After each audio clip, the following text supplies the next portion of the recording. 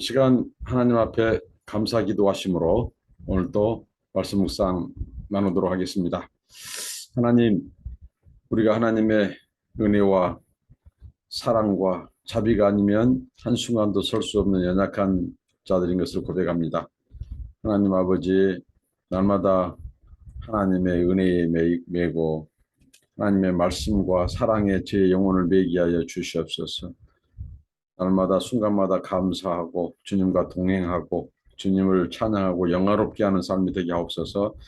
오늘 또 주의 말씀을 대할 때 하나님 아버지 새롭게 대하게 하시고 아버지 하나님 주님의 세미한 음성을 듣게 하옵소서. 예수님의 이름으로 기도하옵나이다. 아멘. 찬송입니다. 마음 가난한 사람입니다. 마음 가난한 사람 복이 있나니 천국이 저희의 것이미요 늘에 통하느니 복이 있나니 그들이 위로를 받으리라. 온유한 사람은 복이 있나니 그 땅이 기업이 될 것이요 그 사모하는 이 복이 있나니 그들이 배부를 것이로다. 긍휼히 여기면 복이 있나니 그들이 하나님 받으리라. 마음 정결한 사람 복이 있나니 그들이 하나님 볼 것이라. 화평케 하느니 복이 있나니 그들이 하나님 아들이요 핍박을 받느니 복이 있나니 천국이 그들의 것임이라. 주위의 욕 보면 복이 있나니 하늘의 큰 상을 받으리라. 성부와 성자와 성령께 영광 영원히 돌리세. 할렐루야. 아멘. 네, 계속해서 하나님의 말씀입니다. 레위기서 19장 1절부터 18절입니다. 레위기서 19장 1절부터 18절입니다. 특별히 오늘 레위기서 말씀은 하나님께서 이스라엘 백성들을 자기 백성을 제사장의 나라 그리고 거룩한 백성으로 삼으셨습니다. 언약을 맺으셨습니다. 하나님은 이스라엘만 부른 것이 아니라 장차 그 이스라엘을 제사장 나라 거룩한 백성 삼으셔서 그 나라를 통해서 전 인류 모든 민족을 하나님께서는 하나님을 예배하고 하나님의 구원받은 백성이 되고자 그 백성들을 불러서 구별하여서 그들을 세상 민족을 구원을 위한 그 제사장 나라와 거룩한 백성으로 하나님은 준비하시고 예비하시고 구별하셨다는 사실입니다. 그래서 오늘 하나님께서 오늘 19장 1절부터 18절까지 두 가지 차원에서 한번 살펴보겠는데요. 먼저는 이 19장 1절부터 8절은 부모 공경과 하나님의 경외, 그러니까 부모님을 공경하는 그 공경하다는 표현이 하나님을 경외하다고 하는 표현과 같다는 거죠. 그러니까 부모 공경이 마치 하나님을 경외하듯이 부모를 공경하라는 말씀이고, 그 다음에 공동체 윤리에 대해서 말씀하고 있습니다. 우리 개인의 거룩뿐만 아니라 우리 공동체, 우리 사회를 어떻게 하나님께서는 거룩하게 되기를 우리가 사회 전반의 삶 속에서 어떻게 살아야 될지를 가르쳐 주는데요. 먼저 부모 공경과 하나님의 경외에 대한 말씀입니다. 여호와께서 모세에게 말씀하여 이르시되 너는 이스라엘 자손의 온 회중에게 말하여 이르라. 너희는 거룩하라. 이는 다 여호와 너희 하나님이 거룩함이니라. 너희 각 사람은 부모를 경외하고 나의 안식일을 지키라. 나는 너희 하나님 여호와이니라. 너희는 헛된 것들에게로 향하지 말며 너희를 위하여 신상들을 부어 만들지 말라. 나는 너희 하나님 여호와이니라. 너희는 화목 제물을 여호와께 드릴 때에 기쁘게 받으시도록 드리고 그 제물은 드리는 날과 이튿날에 먹고 셋째 날까지 남았거든 불사르라. 셋째 날에 조금이라도 먹으면 가증한 것이 되어 기쁘게 받으심이 되지 못하고 그것을 먹는 자는 여호와의 성물을 더럽힘으로 말미암아 죄를 담당하리니 그가 그의 백성 중에서 끊어지리라. 이렇게 부모 경경과 하나님의 경에 대해서 말을 합니다. 모세가 이스라엘이 거룩해야 될 살아야 될 이유, 그 결정적인 이유를 먼저 제시하고 시작하죠. 너희는 거룩하라. 하나님의 명령입니다. 이는 나 여호와 너희 하나님이 거룩함이니라. 우리가 거룩해야 될, 이스라엘 백성들이 거룩해야 될 것은 우리가 섬기는 하나님이 거룩하시기 때문에 우리가 하나님의 성품, 하나님의 거룩을 따르고 본받아야 된다는 거죠.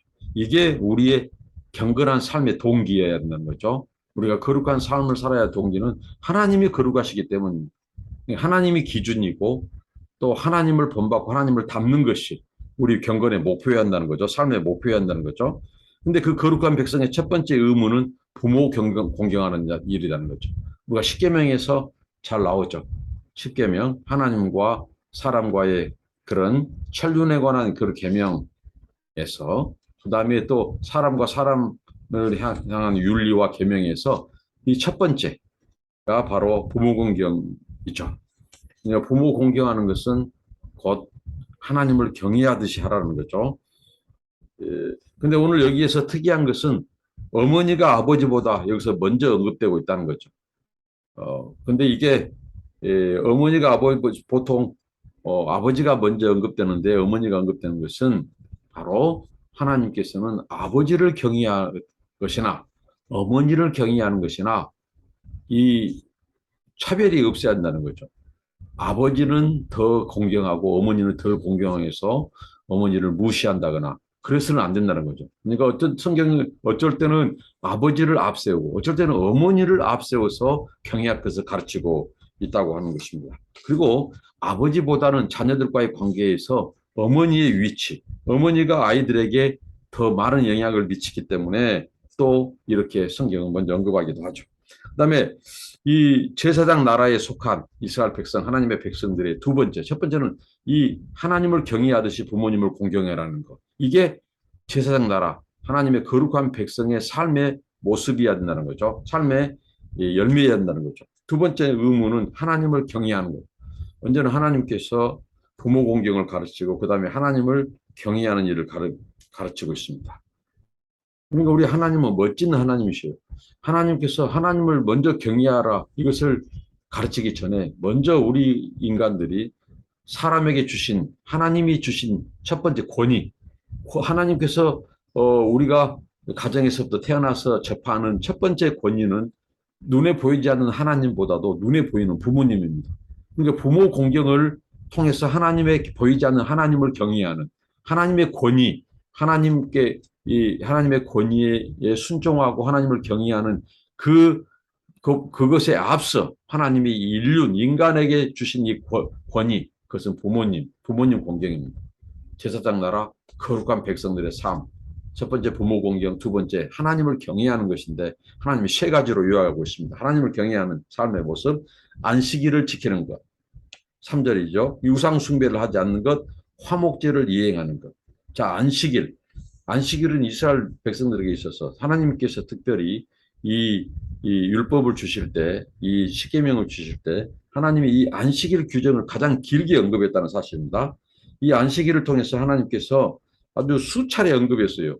출애굽기 15차례, 레위기에서 24차례, 민수기에서 3차례, 신명기에서 3차례, 그리고 나머지가 구약 총 61차례 언급한 것으로 봐서 모세 오경에서 얼마나 하나님께서 이 안식일을 강조했는가. 자, 안식일을 통해서 몇 가지 살펴보죠. 이 안식일은 왜 하나님이 규정했죠? 하나님 기억하라고, 하나님 예배하고 하나님 영화롭게 하는 것을 첫 번째 두라고.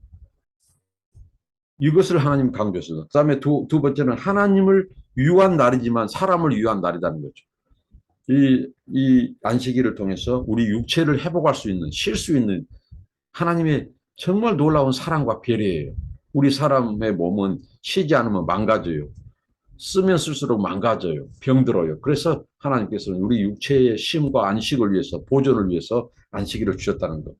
꼭 하나님을 위한 날과 동시에 우리 사람을 위한 날, 그 다음에 무엇입니까?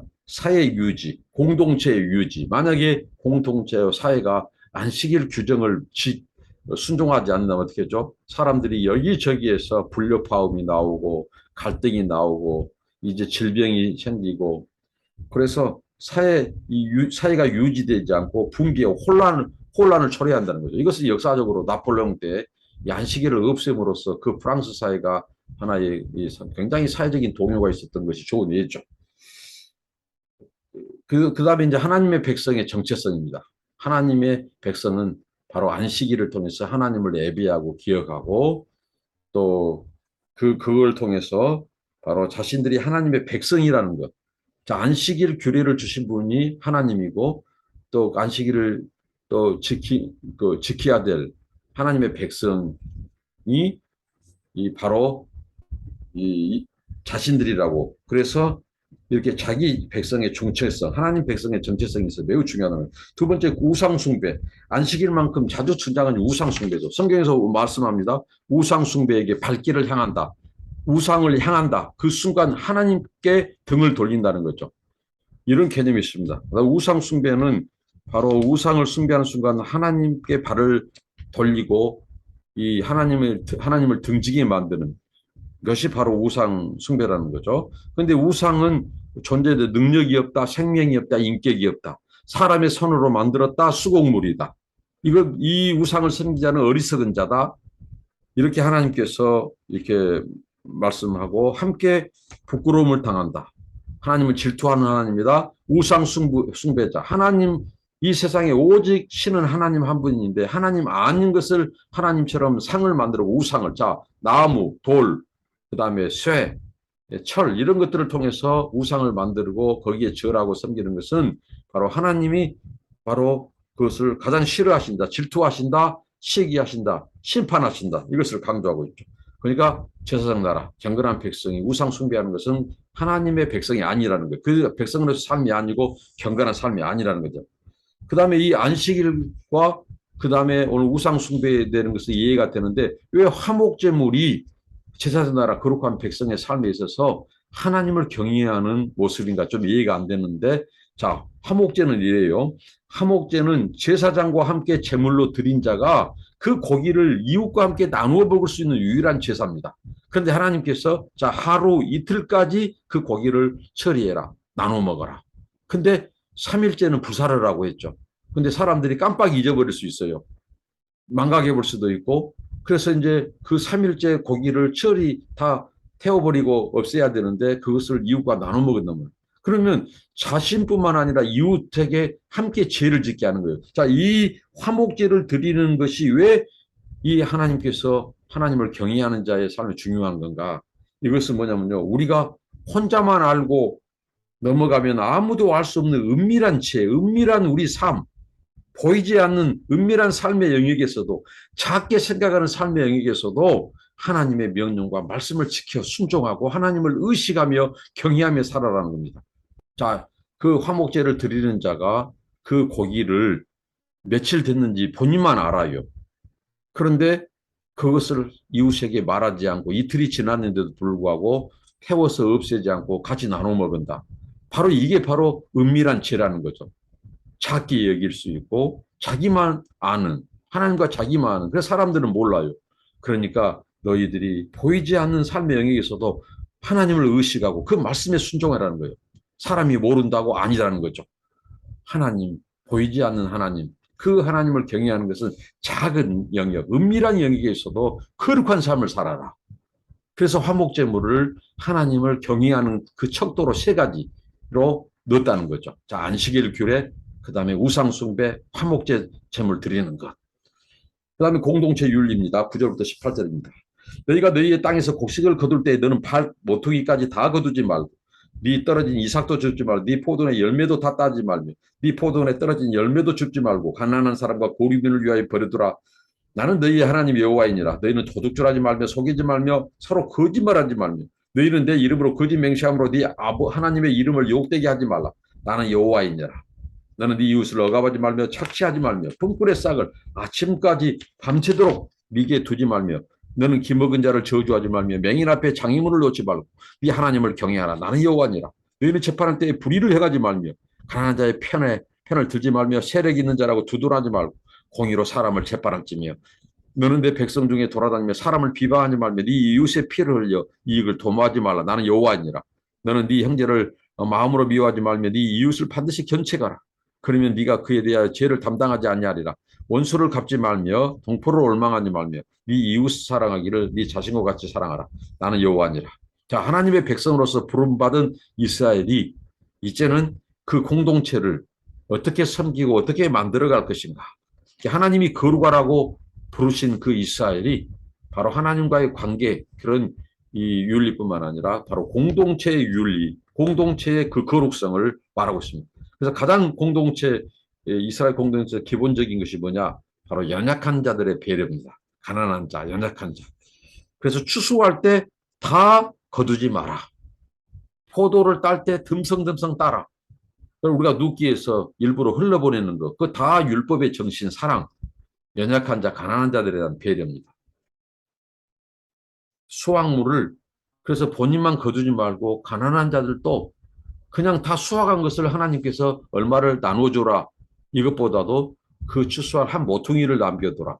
아니면 다 따지 마라. 이렇게 해서 그들을 또 그 주인이 다 따고 지나갈 때 나중에 자기들도 나머지 것을 땀으로써 그것을 또 추수의 즐거움을 맛보도록 했다는 거예요. 하나님의 가난한 자들에 대한 배려가 엄청나게 깊고 그 사랑이 큽니다. 단순히 그들의 자존심도 하나님이 세워주는 거예요. 그냥 단순히 일부를 준 것이 아니라 그 추수할 때 그것을 다 추수하지 않고 남겨둠으로써 그들도 추수의 즐거움을 맛보도록 했다는 것입니다. 이게 하나님의 마음입니다. 그러니까 거룩한 백성은 바로 뭐예요? 하나님의 마음처럼 연약한 자, 가난한 자, 그들을 배려하고 그 마음 씀씀이에서 세상 사람과 구별되어야 한다는 거죠. 이게 경건의 바탕, 기본적인 바탕이라는 거죠. 욕심 내지 않고 인색하지 않고 우리 예수 믿는 사람이 남을 배려하고 내가 다 따지 않고 나머지는 이웃들이 또 나눌 수 있도록 이렇게 배려하는 마음. 자, 그 다음에 하나님의 백성은 또 남에게 피해를 주셔서는 안 된다. 공동체에. 그래서 그들의 인권, 재산권도 존중하고 침해해서는 안 된다. 도둑질, 사기, 속임수 빼서는 안 된다. 그다음에 거짓 맹세로 하나님 이름 더럽히지 마라. 네 죄를 덮으려고 하나님 동원시켜서 합리화시키고 하나님의 이름을 더럽히고 망령되이 행하지 마라. 그다음에 거룩한 백성 경건한 자의 삶은 뭐냐? 남의 재산권도 소중히 인정해줘라. 남을 대할 때 진실하게 대해라. 도둑질을 하지 말고 사기를 미워해라. 사기친 사람들. 예수 믿고 사기친 사람들, 그 경건한 사람 아닙니다. 예수 믿는 신자의 열매 아닙니다. 가짜입니다. 그리고 속임수를 멀리해라. 그렇죠? 이런 것들. 그 다음에 13, 14절에 억압하거나 폭력, 권력을 행사해 남의 것을 빼앗아서도 안 된다.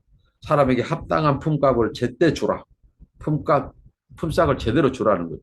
오늘날 외국인 노동자들 힘없다고 막 돈을 체불한다거나 거기에 만약에 예수 믿는 주인이 있다면 그 사람은 어떻게 보면 신자의 참된 성도의 삶, 경건한 삶이 아니라는 거죠. 예수 없는 자들의 삶과도 같다는 거죠. 상대 예수 안 믿는 사람도 그런 것을 더 철저히 가난한 자를 배려하고 제대로 품삯을 주는데 진짜 이스라엘 백성 하나님의 경건한 삶은 뭐예요? 바로 이 가난하고 약자들, 힘없는 자, 이 장애, 이들을 허점을 악용하고 착취해서도 안 되는 거죠. 품값 제대로 주고 말이죠. 약자들을 짓누르지 말고 약자라고 짓누르고 무시하고 하나님 경외한 사람이 아니라는 거죠. 오늘날 경제 양극화가 심각합니다. 이럴 때 우리들의 삶은 더 빛난다는 거죠. 그리고 법 앞에서는 모든 사람이 공평하다. 돈이 있다고 힘 있다고 권력이 있다고 봐주거나 또 가난하다고 힘없다고 무조건 죄를 짓는데도 봐주지 마라. 이런 것이죠. 공평해야 된다. 재판이 경평해야 된다. 이게 하나님께서 유증하거나 하면 안 된다. 증인 쓸 때 유증하지 말고 험담하지 말고 그다음에 이웃의 생명을 담보로 이익 보려고 하지 마라. 항상 법정의 판결이 옳도록 해라. 이런 부분들. 그다음 같은 공동체에 속한 이웃을 네 몸과 같이 사랑해라. 그리고 이웃이 잘못되어 있을 때 묵인하지 말고 타일러라. 그것을 견책해줘라. 잘못된 이웃을 보고도 권면하지 않는다면 그 책임이 묵인한 자에게 돌아온다. 그러니까 공동체 하나님의 작은 죄가 유입해서 그 공동체를 하나님이 더럽히고 죄짓고 공동체가 이 파괴되는 것을 막기 위해서 그 누가 죄를 지면 그 묵인하지 말고 그 부분을 타일러주고 그 하나님께 충고하고 조언하고 이런 부분들을. 그래서 공동체의 오염을 막아라. 그다음에 서로에게 안갚음을 하지 말고 또 황금률처럼 예수님이 말씀한 황금률처럼 먼저 대접받는 대로 대접하고, 예? 이렇게 하라. 이렇게 해서 오늘 말씀 공동체 윤리를 가르칩니다. 자, 경건한 삶, 하나님의 제사장, 나라, 그다음에 언약 백성의 삶. 먼저는 부모 공경, 하나님 경외, 그다음에 공동체의 윤리. 그것은 약자, 연약한 자들에 대한 배려, 사랑. 이런 정도로 요약이 되겠습니다. 또 많은 전반적인 공동체 윤리가 자세히 소개되어 있는데 이게 모두 다 뭐냐?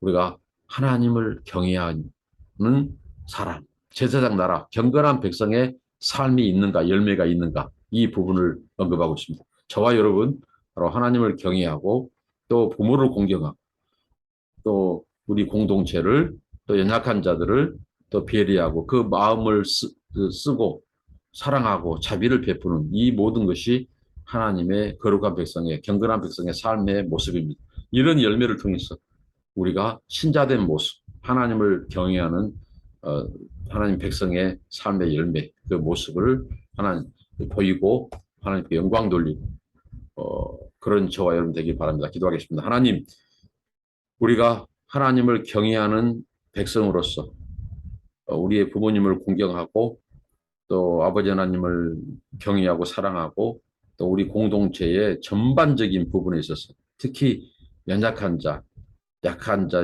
가난한 자, 소외된 자, 병든 자 이런 자들을 향한 사랑과 배려, 아버지 하나님 그런 우리의 삶이 경건한 삶이 되게 하시고 사회 전반의 공동체에 있어서 아버지 하나님 우리가 하나님의 명령과 말씀을 순종하며 하나님의 백성다운 삶을 살아 하나님께 영광 돌리는 저희들 되게 하옵시고 공동체를 지키게 하옵소서. 예수님의 이름으로 기도합니다. 아멘. 감사합니다. 축복합니다.